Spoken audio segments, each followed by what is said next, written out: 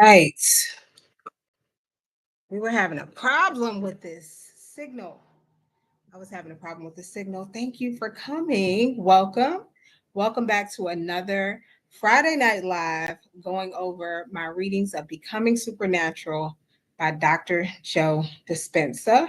I'm glad you're here. And I know you were probably on time, but I was having trouble with my signal. But we just gonna get right in because I appreciate and respect the time of all who showed up on time. So if you're new here, I'm Brittany. Hey, your manifesting mentor. I'm not a coach, I'm not a guru, but I'm a woman who walks the walk and who shares what works. So, tonight we're wrapping up chapter 11 of Becoming Supernatural, parts 4 and 5, which means we're diving into some of the most important and deepest truths yet about how reality actually works and how you can begin to create, not just react to your life. Okay. So we're going to start off by kicking things off with part 4, which is the atom, fact, and fiction. And in this chapter, or this part of the chapter, we learned something that we did not learn when we were in grade school. At least I didn't learn this when I was in grade school. And that is Dr. Joe breaks down how atoms are the building blocks of matter. They're actually 99.99999% empty space. That's what we did not learn in science. We thought that the atoms were solid and that the more of them that come together, it forms a solid, right? But under more and more investigation, the atom itself is 99% or 99.99999% empty space. And what this means in science is that what we previously perceived as solid is energy. And that energy becomes form through observation. I'm going to say that again. What we perceived as solid is energy. And that energy becomes form, aka matter, aka a solid, aka a manifestation in physical reality through observation. And we are the observers. So this means that your life, your body, your circumstances, your reality is not fixed. It's being shaped in every moment by your attention and your emotional signature. This is huge because this is where I was able to really fully receive the teachings of Dr. Joe Dispenza because it validated everything that I understood spiritually to be true. And that is from some of the teachings of Christ, definitely the teachings of Neville Goddard, who taught the Bible as a book of psychology. But this line that I repeated earlier, that energy becomes formed through observation, is very familiar to me because it reminds me of Neville Goddard's teachings of the law of assumption. What you believe to be true, or you assume, your assumptions, although false, if persisted in, will harden into fact. And when you talk about assumptions, you're talking about your awareness, what you believe to be true. In other words, where your attention is, your energy is, right? So, whatever you believe to be true, AKA what you are observing, where your awareness and attention is what collapses into form. And as Neville says, will harden into fact. So, this made me also think about a video that I watched earlier with another content creator who I like to follow. And he talked about how you're not remembering your life, you're creating it now. And he was tying in the teachings of Neville, of course, and he was also tying in the teachings of A Course in Miracles. I don't know if you're familiar with that, but A Course in Miracles is a wonderful spiritual book that's based on the Bible, but just a different perspective of teaching it, as well as Dr. Joe. And for me, when I listen to this content creator talk about how you're not remembering your future, your past or your life, you're actually creating it now. It's because when we recall a memory or when we visualize, we're doing it now in the present moment. And so we're doing it through the same faculty of consciousness, right? It's not the past that has power, it's your present awareness that has power. Whatever you are assuming right now in the present moment. This is why Neville, the premise of his teachings, and so many people in the manifestation community have gone crazy with this part of his teachings, but circumstances don't matter. This is why. Because Neville says it does not matter what happened 5 minutes ago. It doesn't matter what happened 10 years ago. When you recall a memory, you're doing it now and you're claiming an embodiment in the present moment. And from that I am present moment, whatever you're claiming to be true for you, that's what plays out. That's what collapses into form. So again, this creator says that it's not that the past has power, it's your present awareness that has power. What are you aware of right now? Because right now is the only moment that you truly hold power. As again, what Dr. Joe teaches is where your attention goes, that's where your energy is. So where is your energy in the present moment? So Neville says circumstances don't matter, right? Why? Because what matters is the state you're in right now. That's the creative consciousness. That's the I am. So if you're imagining lack, even as a memory, you're creating from lack. But if you're imagining from your future self, your ideal scenario, your wish fulfilled, the thing you actually want to be a thing, even if it hasn't happened yet, you're being that energy in the moment. Why? Because that is where your attention is. That is where your awareness is. That is where you are placing your observation. When you imagine your future self, when you visualize your future self, your future life, you are doing it in the present moment. And that is what your observation is being placed on. And again, as we're learning from chapter 11, this part 4, that energy, your attention and awareness, becomes formed through your observation. So this part really, again, solidified my beliefs in what Dr. Joe is doing because it validated everything that I already believed in. Because I came across the teachings of Neville long before Joe, right? And even before Neville, there was the law of attraction, which barely graces, like scrapes the top, right? The surface. And Abraham and Esther Hicks came along the way right after law of attraction for me. And so them speaking about the vortex and them speaking about tuning in to the vibration, the frequency, like by the time I fast forward and got to Joe Dispenza's work, I already had the foundation to fully receive it. And so when he started backing things up with the science, I was like, okay, I already heard about quantum physics. And I knew that the foundation of quantum physics is based on the observer effect. And the premise is basically that nothing exists without the observer. Nothing exists without the observer. For example, it sounds kind of like what? Like, what are you talking about? But if you really think about it, it makes total sense. It's really more practical than we thought. If you are not aware of something, it doesn't exist to you, right? And I'm not saying it doesn't exist at all. I'm saying it doesn't exist in your reality because you're not aware of it. So until you become aware of something, it does not exist to you.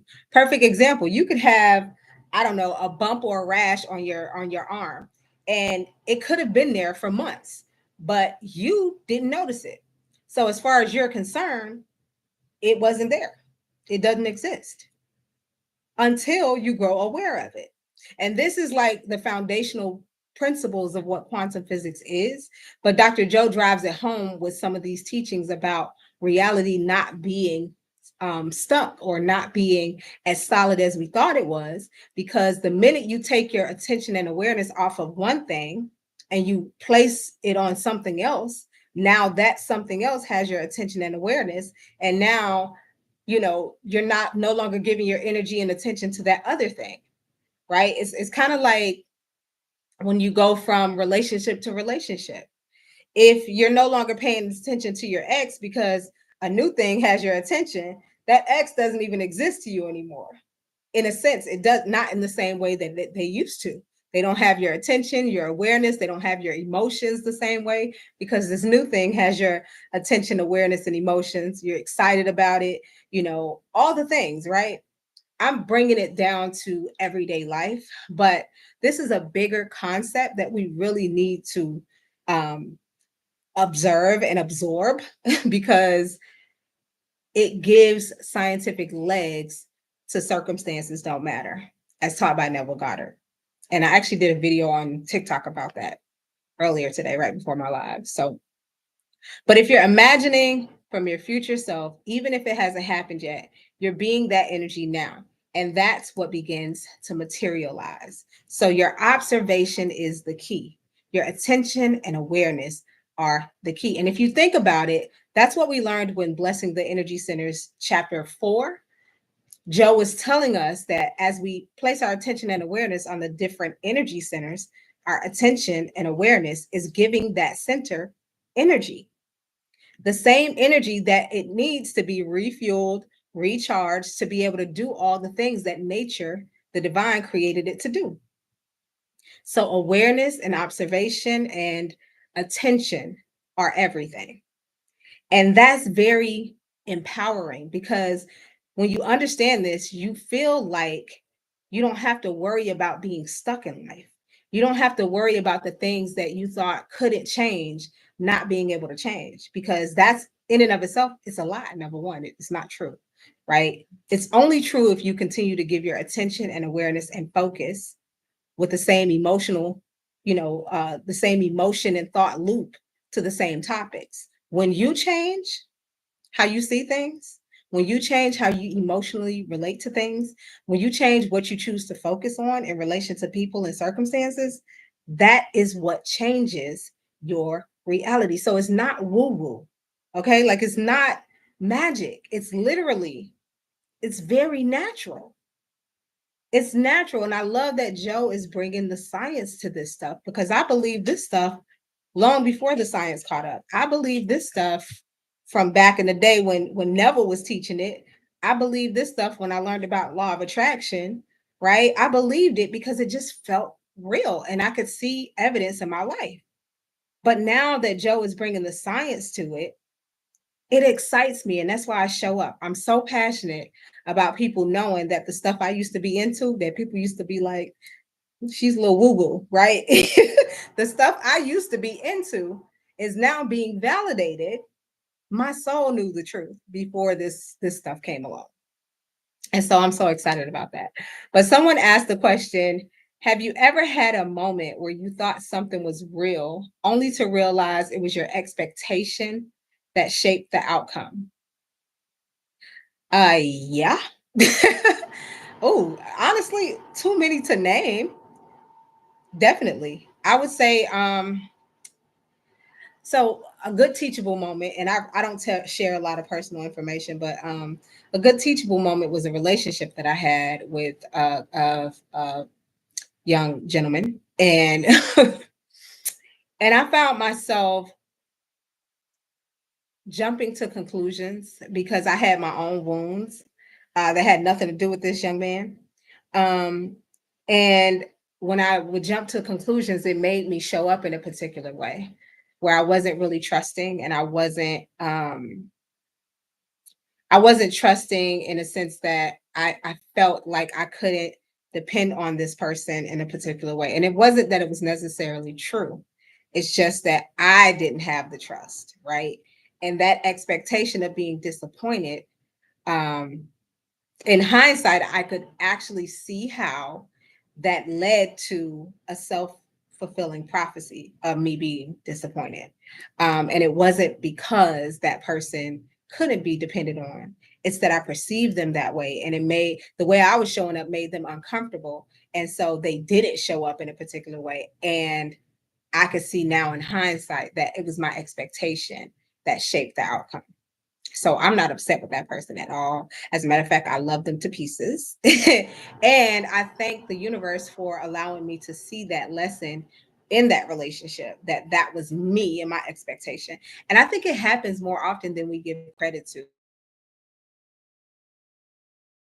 I think if you're learning this work right now, if you're going back through these chapters and you're starting to grow aware and be more self aware of how you're showing up in your relationships and in different circumstances, you could probably identify moments where you really felt something that you were believing in to be true, and you had a certain expectation, only to realize that it was your expectation that shaped the outcome.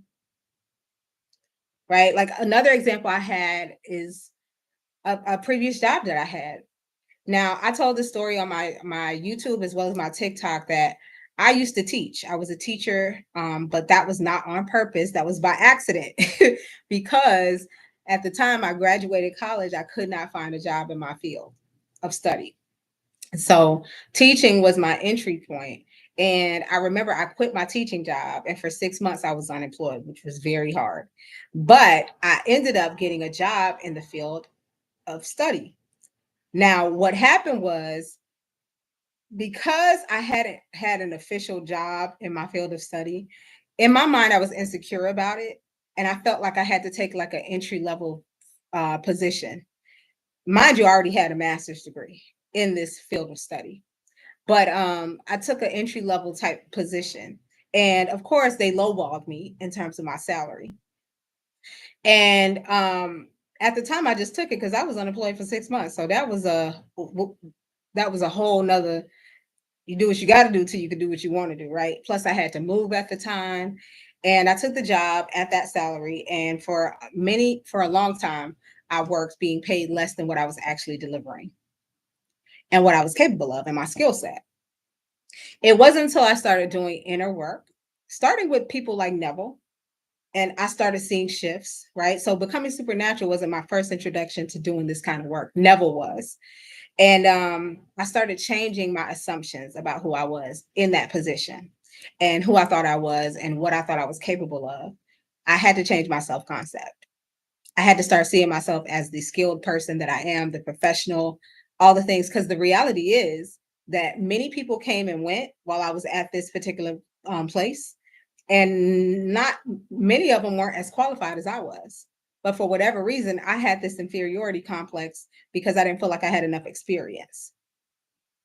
Sometimes it's not about the experience you have. Sometimes it's about who you are and what you really bring to the table in terms of your value, just from how you show up in life.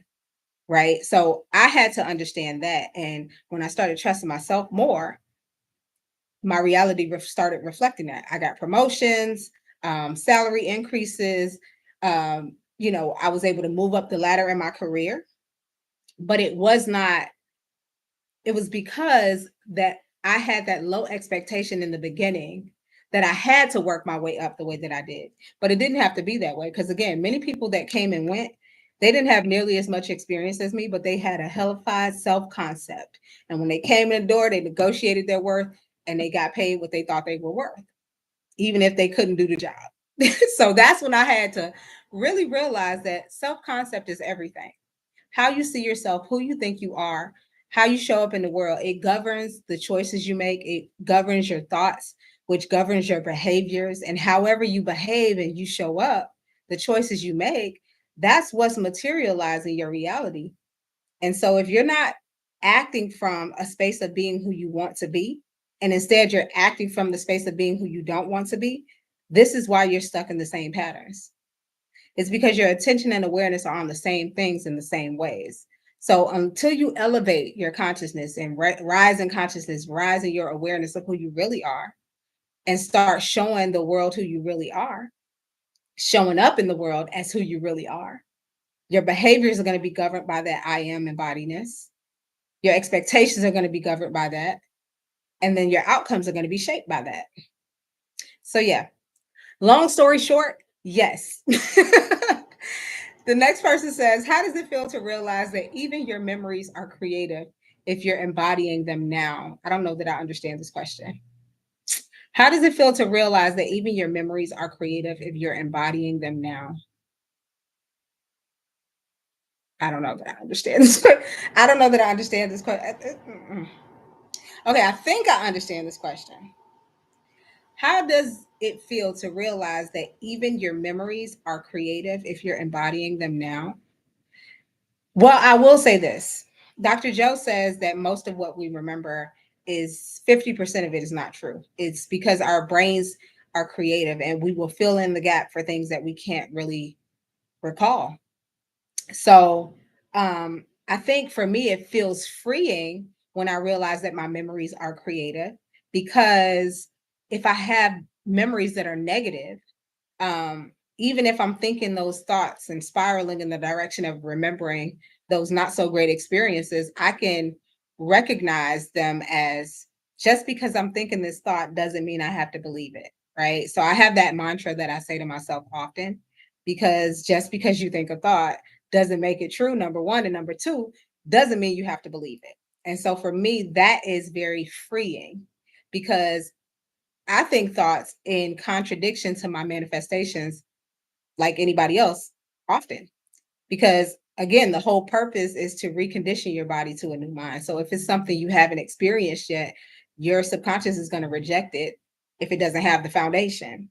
So yes, I think thoughts in contradiction to my manifestations, but when I realize that the things I'm remembering, the things that I'm thinking, they aren't necessarily true, I feel less intimidated by them. I feel less afraid that because I'm thinking the thought, it's going to somehow sabotage my manifestation. So I think I understand that question. At least that's how I'm going to answer it. It feels good to know that my memories are creative. And then it also feels good to know that I can create new memories. That's what our mind movies are. Dr. Joe is getting us to understand that we don't have to keep looping the same experiences in our consciousness. We can inject new experiences. We can watch them in the form of mind movies. And the same way that commercials are effective at programming us, program ourselves with our own commercial. And that then becomes reflected upon by your body and your subconscious and your mind as if it's a memory. You will bring it up in consciousness. If you hear the song that you pick to go with your mind movie, you will start naturally imagining those scenes that you put in your mind movie. So I love to know that my memory is creative, especially if I'm embodying my memory right now, because I want to know that if I'm thinking a negative thought, I can change it, number one. And then when I change it to something I desire instead, that I'm using my creative energy to put towards what I desire. I hope that makes sense. That was a mouthful. Mouthful, but we made it. We made it. Whew. That's me taking a break. That's me taking a break. But we're gonna dive into part 5, the unified field and meditation. And this is the culmination of everything that Dr. Joe teaches in chapter 11, where he basically introduces the unified field, which is a dimension where all potentials already exist. If you've ever seen Marvel movies and they talk about the multiverse, if you have not seen Marvel movies and you don't know what the multiverse is, go watch Marvel movies, come back to this live, come back to these teachings, because it'll all make sense. Okay. Because for whatever reason, Stan Lee, I think that's his name, the guy who created Marvel, Stan Lee was tapped in. I think he was another Abraham Hicks, if you ask me. But he was tapped in, and Marvel movies get a lot of these teachings like sprinkled into them. And my one of my good guy friends introduced me to Marvel movies. I never used to watch them, and then I started watching them, and I was just like, "Whoop!" But yeah. Anyways, the unified field is represented in many of these movies, particularly Doctor Strange. DC Comics has a movie called The Flash. That's another one that graces over the multiverse and different timelines. And another movie that's a really, really good movie, and it won all types of awards, is Everything Everywhere All at Once. It's an Asian film, but it's so good, and it touches on all of this. So highly recommend to watch it. But anyway, back to this. So basically, he introduces the unified field, which is a dimension where all potentials already exist. And the meditation he teaches here is space, time, space. And it's really just a practical way for entering that unified field. And in time, space, you're not a body. In time, space, time is infinite. You're not your story, you're just pure awareness, right? In that space, when you go into meditation and you're entering the unified field, you're stripping away everything you think you know, and you're just being pure consciousness. And when you become nobody, nowhere, in no time, you leave the old self behind and enter the space where transformation begins. Because it's only when you can release your identification with yourself, who you think you are, everything in your life, that you can leave room for possibility. Because think about it, when you're in meditation and you're trying to quiet those thoughts, you think everything under the sun. That keeps reaffirming who you think you are, right? And in that moment, you can't let in a new thought. It's hard to conjure up a new scene, a new visualization from that space. But here, Dr. Joe teaches the space, time meditation to get you to drop into the void, what he calls the unified field. And you can only enter into this field as pure awareness, pure consciousness. No body, no one, no thing, no where, and in no time. Leaving the old self behind and entering the space where you can actually begin to transform. So this brought me back to something more personal. It was a small but powerful little moment that I had this week, and I did a video about it, story time, my Starbucks cup. If you have not seen that, it's on both platforms. Check it out. But some of y'all might have saw it. And in this video I made about a Starbucks cup. Yes, say it with me. Stay with me. But it was a limited edition collector's item, y'all. And I'm a collector of Starbucks cups. I've been going to Starbucks for many years now, and I'm a sucker. They got me. I never thought I would be that girl, but I'm that girl. I just am. And my cup collection is pretty tough. I'm just saying. But I was there and I was looking at a cup that was on the shelf, and it was the last cup left. And I caught myself feeling FOMO, feeling like I was going to miss out if I did not buy this cup, feeling like I had to act fast or I would miss my chance. But then I stopped and I heard myself say, I don't fear missing out. I fear nothing because I am everything. And it's because I've been reading this chapter this week. I know for sure. But that moment was when everything shifted for me, because I went from being in the identity of the woman who was lackful, who felt fear of losing something, of not having something because there wasn't enough of something, right? To the woman who already has it all. I can rest in fulfillment. I need absolutely nothing. That cup is cool, it's cute, it's cool, but I don't need it. I'm already whole and complete, right? And I felt like the universe mirrored that back to me, because I found the exact cup online a few minutes later after coming to that awareness that I didn't need it. So I didn't lose anything. And there were plenty of them online. So the very cup that I thought was in scarcity is actually still plentiful right now. But it's these little stories that we tell ourselves that we actually believe. So the person that asked that question about how I feel about my thoughts, my memories being created, how I feel about knowing that, what did they say? Knowing that, your expectations shape your outcomes. This is how I feel about it. I felt amazing to know that just by shifting my consciousness in that moment, the solutions appeared. That was everything to me, because it just reaffirmed that what I'm doing inside is actually working.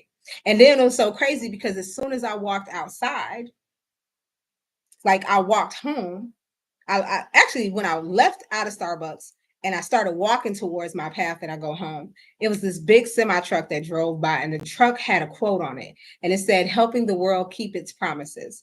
And I don't know why that message struck me so deeply, but it did, right? Because it reminded me that the promises of your future are kept when you stay aligned with the version of you that already holds them. So when I reminded myself that I don't fear missing out, I fear nothing because I have everything, that allowed me to shift my attention and awareness. It allowed me to shift my behaviors, because rather than being impulsive and going to purchase the cup so I could just have it now, right? I just fell into trust. And immediately I found other options.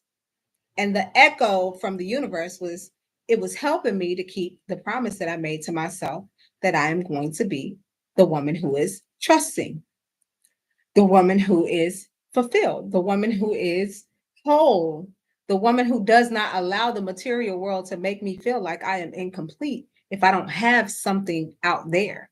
if I don't have something material, if I don't have the latest thing, the perfect relationship, the kids, the family, the white picket fence and a dog, it made me realize that that's the promise I made to myself, that I am not going to walk around this world continuing to tell myself a story of lack. And when I made that decision to not buy that cup, and it was a small gesture, but that's how this work works. It's not some great big overhaul of your life just changing. It's the small increments in decisions that you make, moment to moment, day to day, that when you decide to show up as your future self, life echoes back to you. I see you. That's exactly what this moment was.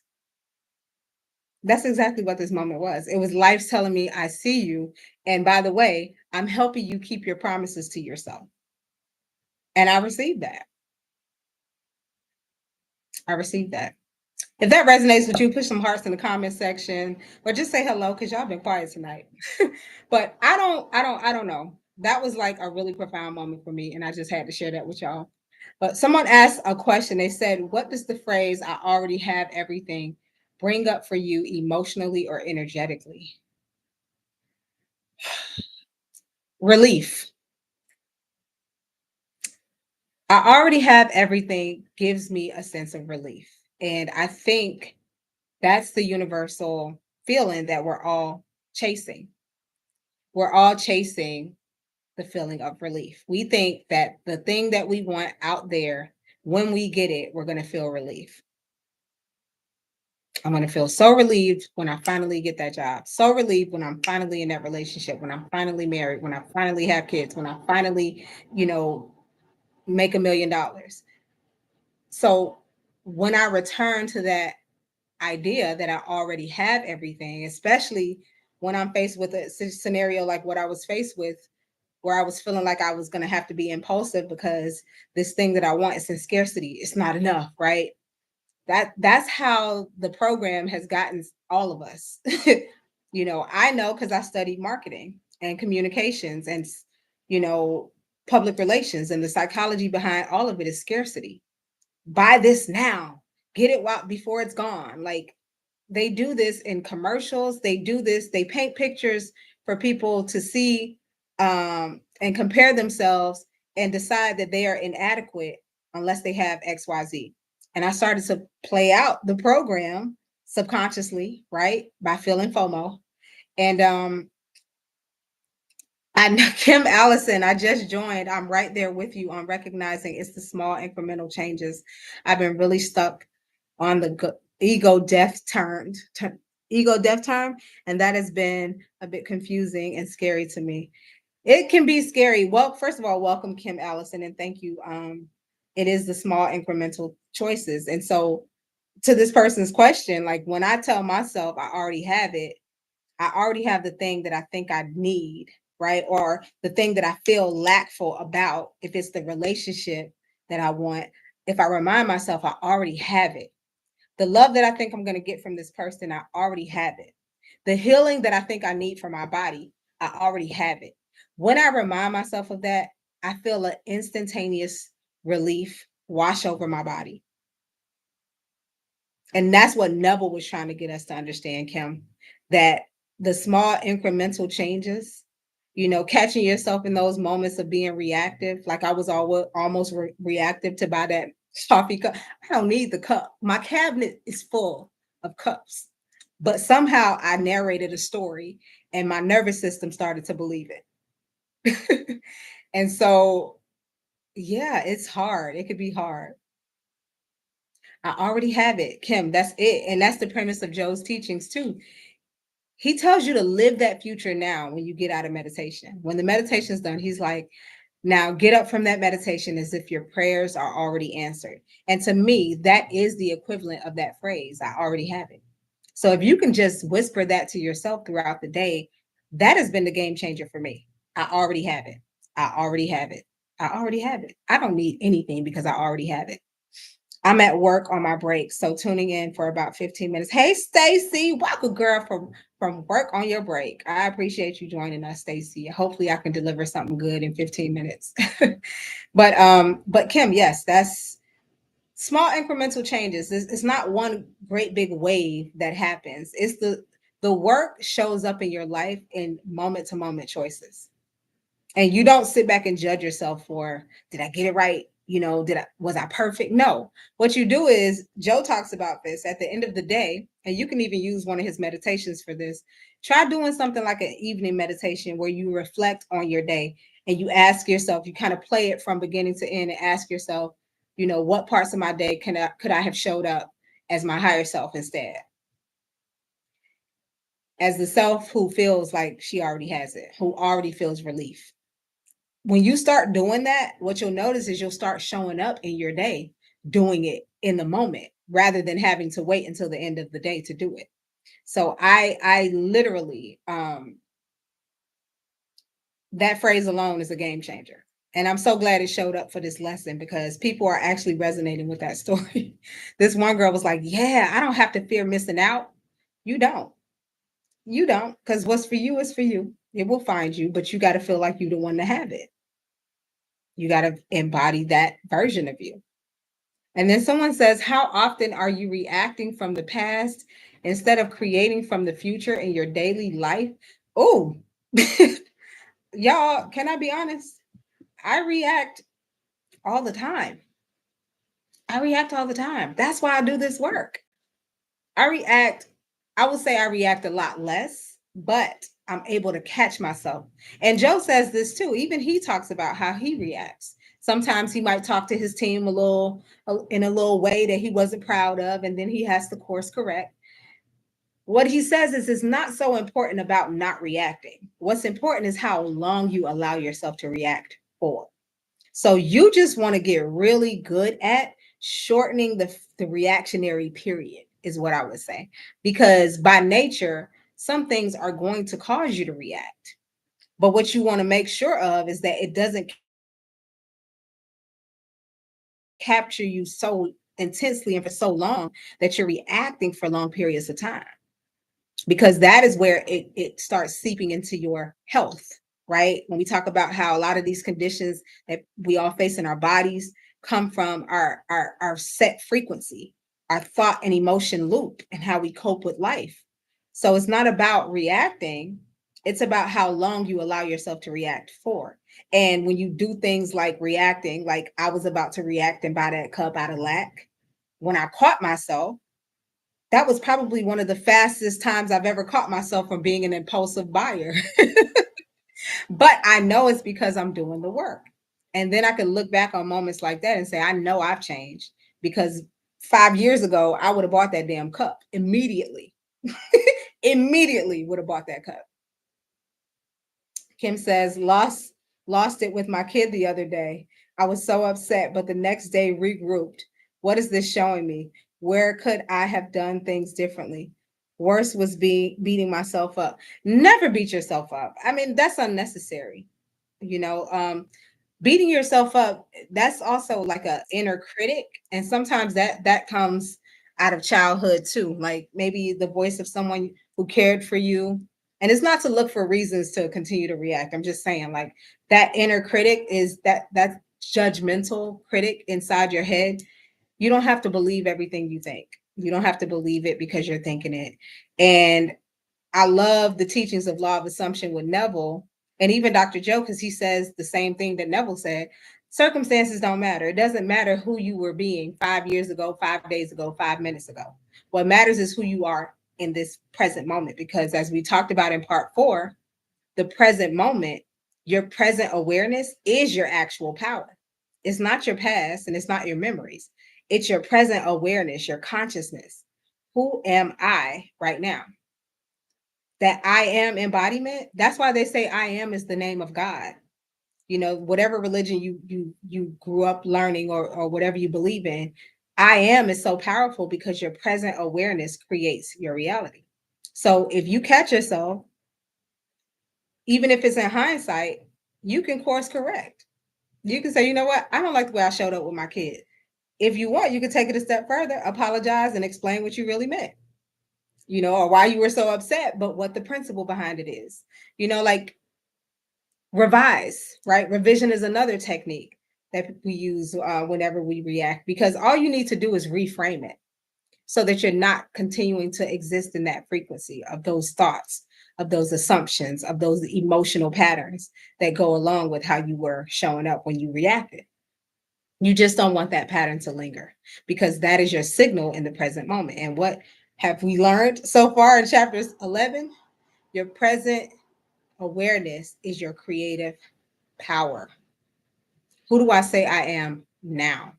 I don't care if I was insecure 5 minutes ago. Right now, I'm secure because I had to remind myself I trust. I trust. I don't I don't doubt. I don't expect disappointment. I trust. And when I fall into trust from this standpoint, right here in this moment, what would my trusting self do? How would my trusting self think about this subject? And then just go about your moment. But it's those increments. And those increments add up. As you keep making choices towards your higher self, your embodied future, as you keep making those small incremental choices, before long, you'll look back and you'll be her or him. It's a culmination, it's a domino effect. As you keep, it's like a muscle, you keep flexing it, eventually you're going to be able to see it from a mile away because you put in the work. And your brain, like your neuroplasticity is a thing, and the more you condition it to something, you start to see the results on autopilot. That's what we're doing. We're reconditioning our bodies to a brand new mind, because our minds are not going to be the same if we don't continue to react the same way or think the same thoughts or allow ourselves to dwell and feel the same old emotions over and over again. That's what I've thoroughly enjoyed about reading this book for the third time. Um, it just grounds me back in my truths, because it's so easy to forget. Like this realm of the 3D, we came into this 3D experience forgetting who we are, just so we could remember all over again. And this teaching grounds me in what I know my soul knows to be true. And that is, I am a spiritual being having a human experience. So now I'm starting to understand that this reality is more moldable than I ever thought it was. Nothing is permanent. My life isn't permanent. Think about that. Life is temporary. So why would I give something in my reality such importance in terms of permanence, as if it can't change? That's what this whole chapter is about. Space, time, and time, space, letting you know that what you thought was solid, what you thought was unchangeable, what you thought was impossible, it's possible. Everything can change, right? Everything can change. I thank y'all. Stacy, I don't know if Stacy might be gone by now. 15 minutes came and went. But Kim, thank you for engaging and for sharing about some of your reflections. So I will say, if you missed any of the parts that I've talked about from tonight, or even any of chapter 11 or whatever chapters, you guys know my playlist is linked here. Stacy says she's here. Hey, girl. Listen, she at work. I rock with you, Stacy. Stacy said I'm at work, but I'm tuned in. And Allison, I'm right where you are. Listen, thank you. I appreciate y'all being on this journey with me. Listen, the more I've heard somebody say it in a testimonial, that this work can become lonely. But I don't feel that it is lonely, but I feel like more people should know about it. And I feel like I want to connect with more people who want to do this work, because I honestly believe that this is the kind of work that Christ was here to teach people. And fast forward, we have a different language, we have science, we have evolved as a species so much that a person like Joe can come along and make what Christ was doing and teaching scientific. Because that's all he did. That's all he did. He didn't make none of this up, y'all. He's literally teaching us stuff that's been here, but he's like, oh, we studied it. So this is what we call it these days. And that's why I tell people, don't get caught up in the language. Just get the lesson. Because the truth doesn't care who tells it. Okay, just get the lesson. The truth don't care who tells it. Just get the truth. Okay, and you know the truth by the way it feels. But one of my takeaways for tonight, Allison says, yes, to me, the loneliness is most people aren't aware, and it's a different level of engagement. Yeah, it is. A lot of people aren't aware. I would often find myself in spaces where I was just really self-aware. And sometimes that can be very lonesome because you're like, and it's not a judgy thing to Kim. Like, I know it's not a judgy thing or a self-righteous thing. It has nothing to do with that. It's just you think and feel very deeply. You're very intentional, and you realize that not everybody is. And so that can feel like, oh, all right, you don't get it. And it's cool because part of what I learned is that we all get it eventually. And the best way to help people get it is to be it. The best way to teach, and this coming from an ex-teacher, y'all. I used to teach in public schools. The best way to teach is to demonstrate because people don't care what you say. They watch how you move. They watch how you move. And I've taught some of my greatest lessons through my demonstration, just showing up in my life, applying the principles that I hold deep in my heart, walking as much as possible in love. Listen, I'm not all angel. I try, but I have the programming behind me. But what I would say is I've had people tell me things like they see my movement and it inspired them. And I'm like, oh, I didn't know you were paying attention. But people are paying attention. And the best way to teach whatever you think you believe in. And I always tell people if you're religious, don't try to convince people to believe in what you are believing in. Just live the work, live the principles that you believe in your faith, and people will naturally gravitate if that's what it really is. If you truly believe it, you be living it. And your living it is the example that the world needs to be believers. If you think about it, that's why a lot of people care about manifestation all of a sudden, because a lot of people are sharing their testimonials with manifestations. And so we're like, oh, that's why Joe Dispenza's community is growing. People are sharing their demonstration of doing this work. So we're learning not just from reading the book, but we're watching the testimonials and we're seeing how people are getting these results. And we're saying to ourselves, this person did XYZ, they demonstrated. And then they came and shared their story of how they demonstrated. So now I get to see different, infinite aspects of what it looks like to demonstrate this work. I think I can do this. I want to know more. And here we are. Here I am reading this book for a third time because of their demonstrations. So Kim says, I'm 52, just gave notice, taking a complete leap of faith, going to align and see where this life takes me. The great experiment of my life begins now.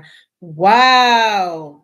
Kim, I know exactly how you feel. I took that leap in 2016. It didn't look back. Congratulations. Because as Dr. Joe says, a lot of times the things that fall apart, now it's your opportunity to live in the unknown and to really dig yourself into this work because now you get to experiment with possibility. Now you get to exercise your muscle of faith and trust and belief in yourself. And you have so many examples of it. You have this community now, that you have Dr. Joe's community, you have the stories of transformation, you see possibility through other people's demonstration, and you're going to now be someone else's demonstration.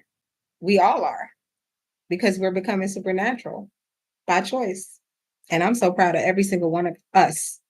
I really am. This work is not for the faint of heart. And if you show up for yourself, that's huge.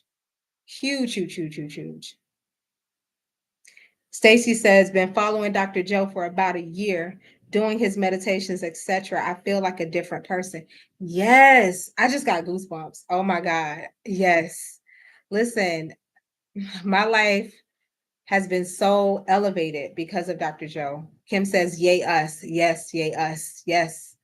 But my life has been so elevated because of the way Dr. Joe teaches and how practical it was for me to just jump right in. I was already meditating, but I didn't understand what I was doing, if I'm honest. I was meditating for years and I was connecting, at least I thought spiritually, right? I did feel the feels and I felt the spiritual connection, but I feel like Dr. Joe's teachings helped me understand how I was working with my body, right? With the blessings of the energy centers, helped me understand how I was what do you call it? Up regulating my genes, how I was lengthening my telomeres and my lifespan, how I was not just regulating my nervous system, but I was improving my overall health, how I like showed up with more clarity and more presence in my day-to-day life with the people I love. Like I could go on and on and on about the benefits. Like my life, the quality of my internal life, y'all.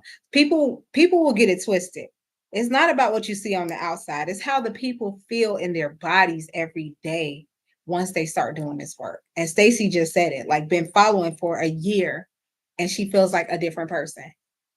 This is what we're becoming, supernatural. Like we're realizing I don't have to exist the way the world taught me to exist, the way my experiences, my environment, the people who raised me, I don't have to exist. I have this joke in my family, y'all. Lord, please forgive me for this, but I have this joke in my family about I'm not going to even say it because that might be embarrassing. But so I have this joke in the family about how whatever ran in the family stops with me. I don't care what, I don't care if it was diabetes, high blood pressure, bad body, obesity. I don't care what it is. If I do not want it in my future, I don't care what runs in the family. It stops with me because I realize I don't have to accept and surrender to those beliefs that my family held collectively. I don't have to accept and surrender to habits. I don't have to accept and surrender to just the way I maintain my environment. And I'm not saying this in any way to say that my environment or upbringing was negative in any way. It wasn't, right? But every family has its things, right? No family's perfect, right? So, but I just realized that I do not care what runs in the family. If I do not align with it idealistically for myself, it stops with me. Kim says, I love that. I'm ready for that to stop with me too. Listen, it stops the moment you decide that that ain't for me. I was like, listen, some of the women in my family are more on the heavier side up here. And, as we get older, we'll gain some weight. And I found myself on that trajectory. And then I looked in the mirror one day and I was like, you know what? It's not going down like that. It's not going down like that. And so I did something about it because I can, right? Like we like to feel like these are curses or death sentences, and they really aren't. If you grew up in a family where someone was an alcoholic or a drug addict or violent or abusive, yes, you might have some of that reactive stuff in you, impulses in you. You might have those traits just because you've been around it. It might be a part of your program, but you don't have to continue to accept and surrender to that. It doesn't have to be your program. If you consciously grow aware that, hey, this no longer serves me, you can rise above it. Let it stop with you. Be the generational curse breaker. Be that person. Stacy says, I have to go back to work. I will try to catch the next live. Yes, Stacy, come back. Thank you so much for joining us tonight. Thank you so much for engaging in the conversation too. I enjoy this. And I really enjoy it when y'all talk back to me. Y'all be having me in here quiet for a while, and then somebody will get the courage to speak. I'm telling y'all, I talk a lot. I've always loved to talk. Please talk to me. I talk back. Um, yeah, this has been fun. This has been really fun, and I appreciate y'all showing up on a Friday night because you could be anywhere in the world. But with that being said, I actually am starving, did not eat dinner, but I had to get on my live because I'm who I say I am. And I said I was going to show up. So I'm being my future self now. And I appreciate that. So if you missed any part of this chapter, I want you to check out the playlist. My takeaway is you're not just visualizing, you're not just meditating, you're literally tuning your body, excuse me, you're literally tuning your body, your mind, and energy to a new identity. You decide who you want to be. And when you do that consistently, because that's the key that y'all be liking to forget, you stop repeating the past and you start broadcasting a new signal. And the field will always, always, just like in my Starbucks story, it will always respond. So if you missed any part of this chapter, I uploaded parts 1 through 5 on my playlist. It's linked in my bio or on my profile here on YouTube. And you can also watch the storytime video I mentioned about my Starbucks cup if you want to. It's live on TikTok and YouTube, and it speaks to how small emotional shifts can move us from survival to creation. And I thank you for being here tonight once again. Thank you for doing this work. I'm proud of you. I'm proud of me. And thank you for remembering that you are the unified field, the oneness, and you are supernatural. Till next time, see you guys.